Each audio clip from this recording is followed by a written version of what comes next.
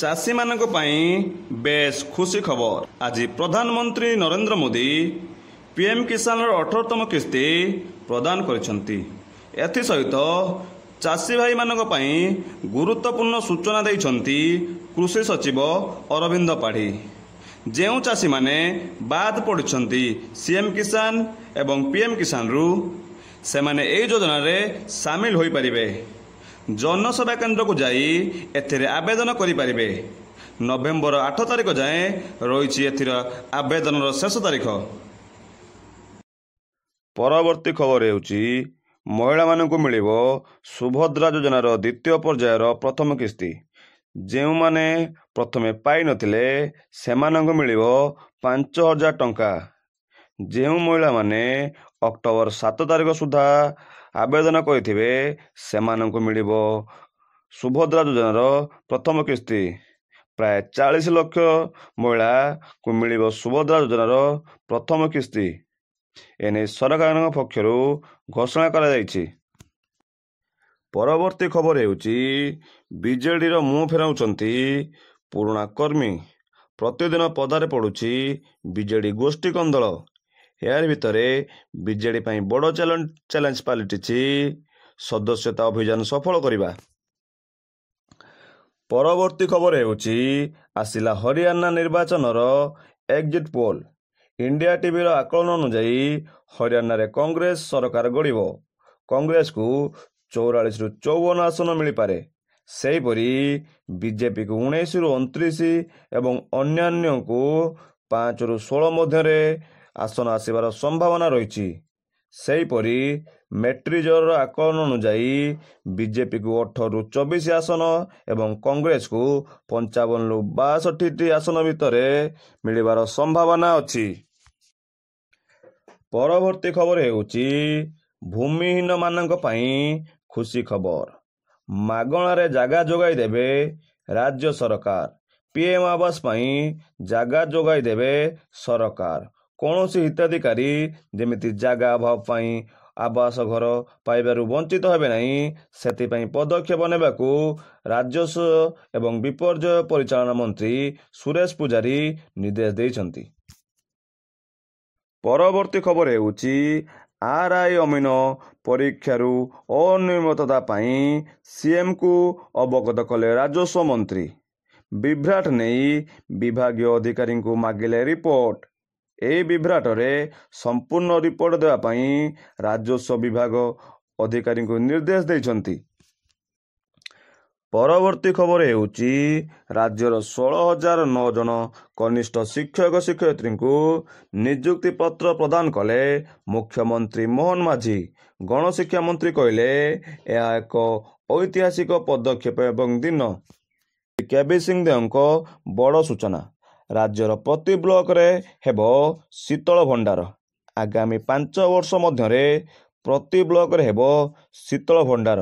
ଉପମୁଖ୍ୟମନ୍ତ୍ରୀ କହିଛନ୍ତି, ବର୍ତ୍ତମାନ ଉପଖଣ୍ଡ ସ୍ତରରେ କୋଲ୍ଡ ଷ୍ଟୋର ପାଇଁ ବଜେଟ୍ ବ୍ୟବସ୍ଥା ହୋଇସାରିଛି। ପଶ୍ଚିମବଙ୍ଗର ଢାଞ୍ଚା ଦେଖିବାକୁ ଓଡ଼ିଶାର କୃଷି ବିଭାଗ ଟିମ୍ ଯାଇଛନ୍ତି।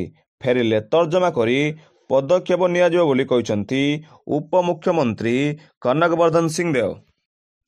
ପରବର୍ତ୍ତୀ ଖବର ହେଉଛି, ରାଜଭବନ ସାଜିଛି ଝାଡ଼ଖଣ୍ଡ ନିର୍ବାଚନର ୱାର୍ ରୁମ୍। ଏପରି ଅଭିଯୋଗ ଆଣିଛି ବିଜେଡି। ବିଜେଡି ବିଧାୟକ ପ୍ରଦୀପ ଦିଶାରିଆ କହିଛନ୍ତି, ତଥ୍ୟ ନଥାଇ ବିଜେଡି କୌଣସି କଥା ଉଠାଇବ ନାହିଁ। ଏହାକୁ କଂଗ୍ରେସ ମଧ୍ୟ ସମର୍ଥନ ଜଣାଇଛି। ଏଥିସହିତ ସେ ରାଜ୍ୟପାଳଙ୍କୁ ରାଜ୍ୟପାଳ ପଦର ମର୍ଯ୍ୟାଦା ରଖିବା ପାଇଁ କହିଛନ୍ତି। ଏଥିସହିତ ସେ ରାଜ୍ୟପାଳ ଏକ ସାମ୍ବିଧାନିକ ପଦ ବୋଲି କହିଛନ୍ତି ବିଜେଡି ବିଧାୟକ। ପରବର୍ତ୍ତୀ ଖବର ହେଉଛି, ପ୍ରବାସୀ ଶ୍ରମିକଙ୍କୁ ରାସନ କାର୍ଡ ଯୋଗାଇ ଦେବା ପାଇଁ ରାଜ୍ୟ ଏବଂ କେନ୍ଦ୍ରଶାସିତ ଅଞ୍ଚଳର ସରକାରଙ୍କର ବିଫଳତା ପାଇଁ ଚିନ୍ତା ପ୍ରକଟ କରିଛନ୍ତି ସୁପ୍ରିମକୋର୍ଟ। ଆମର ଆଉ ଧୈର୍ଯ୍ୟ ନାହିଁ, ତୁରନ୍ତ ଏନେଇ ପଦକ୍ଷେପ ନିଆଯାଉ ବୋଲି କୋର୍ଟ କହିଛନ୍ତି।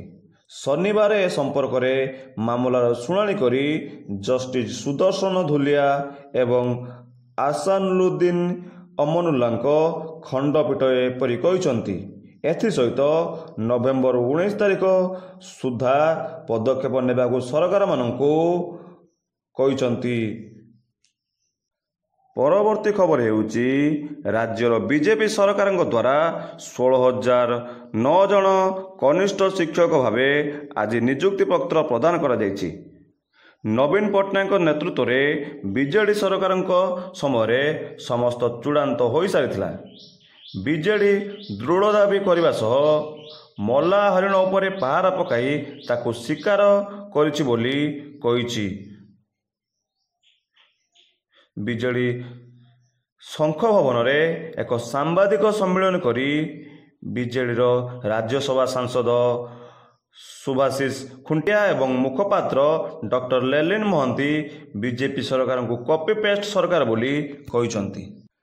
ପରବର୍ତ୍ତୀ ଖବର ହେଉଛି ରାଜ୍ୟରେ ଆଳୁ ଚାଷ କରୁଥିବା ଚାଷୀମାନଙ୍କ ପାଇଁ ଖୁସି ଖବର। ନଭେମ୍ବରର ପ୍ରଥମ ସପ୍ତାହ ସୁଦ୍ଧା ଆଳୁ ବିହନ ଯୋଗାଇ ଦିଆଯିବ।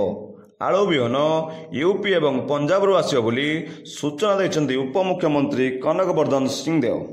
ବର୍ତ୍ତମାନ ସରକାର ରାଜ୍ୟରେ ଆଳୁ ଉତ୍ପାଦନ ଅଧିକ କରିବାକୁ ଚେଷ୍ଟା କରୁଥିବାର କହିଛନ୍ତି ଉପମୁଖ୍ୟମନ୍ତ୍ରୀ କନକ ବର୍ଦ୍ଧନ ସିଂହଦେଓ। ପରବର୍ତ୍ତୀ ଖବର ହେଉଛି ଓଡ଼ିଶା କ୍ରିକେଟ ଆସୋସିଏସନ 2024-25 କ୍ରୀଡ଼ା ବର୍ଷ ପାଇଁ ରାଜ୍ୟର ରଣଜୀ ଟିମ୍ ଘୋଷଣା କରିଛି। ଏହି ଟିମ୍ରେ ଭଦ୍ରକର କ୍ରିକେଟର ହର୍ଷିତ ଉଠେଡ଼ା ନିଜ ସ୍ଥାନ ସୁରକ୍ଷିତ କରିଛନ୍ତି। ଭଦ୍ରକ ଜିଲ୍ଲାରୁ ପ୍ରଥମ କ୍ରିକେଟର ରୂପେ ସେ ଗତ ବର୍ଷ ଓଡ଼ିଶା ଟିମ୍ର ସ୍ଥାନ ପାଇଥିଲେ। ପରବର୍ତ୍ତୀ ଖବର ହେଉଛି ଲକ୍ଷ୍ମୀ ବସ୍କୁ ନେଇ ପୁଣି ତେଜିଲା ବିବାଦ। ଆନ୍ଦୋଳନକୁ ଓହ୍ଲାଇଲେ ଘରୋଇ ବସ୍ ମାଲିକ ସଂଘ। ଆସନ୍ତା 7 ଏବଂ 8 ତାରିଖ 24 ଘଣ୍ଟିଆ ବସ୍ ଚଳାଚଳ ବନ୍ଦ ରଖିବାକୁ ନେଇଛନ୍ତି ବସ୍ ମାଲିକ ସଂଘର ନିଷ୍ପତ୍ତି। ପରବର୍ତ୍ତୀ ଘୋଷଣା କରାଗଲା ଯୁକ୍ତ 2 ପାଇଁ ପରୀକ୍ଷା ଡେଟ୍। 2ଟି ପର୍ଯ୍ୟାୟରେ ହେବ ଯୁକ୍ତ 2 ପରୀକ୍ଷା। ଏନେଇ ସୂଚନା ଦେଇଛନ୍ତି CHSEର ପରୀକ୍ଷା ନିୟନ୍ତ୍ରଣ ଡକ୍ଟର ପ୍ରଶାନ୍ତ କୁମାର ପରିଡ଼ା। ପରବର୍ତ୍ତୀ ଖବର ହେଉଛି ରାଜ୍ୟ ଏବଂ ଦେଶର କୃଷକମାନଙ୍କ ଉନ୍ନତି ପାଇଁ ବିଜେପି ସରକାର ପ୍ରତିଶ୍ରୁତିବଦ୍ଧ। ନିରନ୍ତର ଆମେ ସରକାରଙ୍କର ପ୍ରୟାସରେ ରାଜ୍ୟର କୃଷି ଏବଂ କୃଷକମାନଙ୍କର ଉନ୍ନତି ଉପରେ ଆମେ କାର୍ଯ୍ୟ କରୁଛୁ। ଏପରି କିଛି କହିଛନ୍ତି ବିଜେପି ରାଜ୍ୟ ସମ୍ପାଦକ ମନମୋହନ ସାମଲ। ପରବର୍ତ୍ତୀ ଖବର ହେଉଛି ଦିନକୁ ଦିନ ମହଙ୍ଗା ହେଉଛି ପରିବା ଦର ଏବଂ ଅନ୍ୟାନ୍ୟ ତେଜରାତି ସାମଗ୍ରୀର ଦର। କେବଳ ଆଳୁ କି ପିଆଜ ନୁହେଁ, ସ୍ଥିତି ଏମିତି ହେଉଛି ରୋଷେଇ ଘରୁ ଅନେକ ପରିବା ଉଭାନ ହେବାରେ ଲାଗିଲାଣି। ସାଧାରଣ ଲୋକେ କରିବେ କ'ଣ, ଖାଇବେ କ'ଣ? ବଜାରରେ 100 ଉପରେ ବିଲାତି, ବିମ୍ସ, ଫୁଲକୋବି।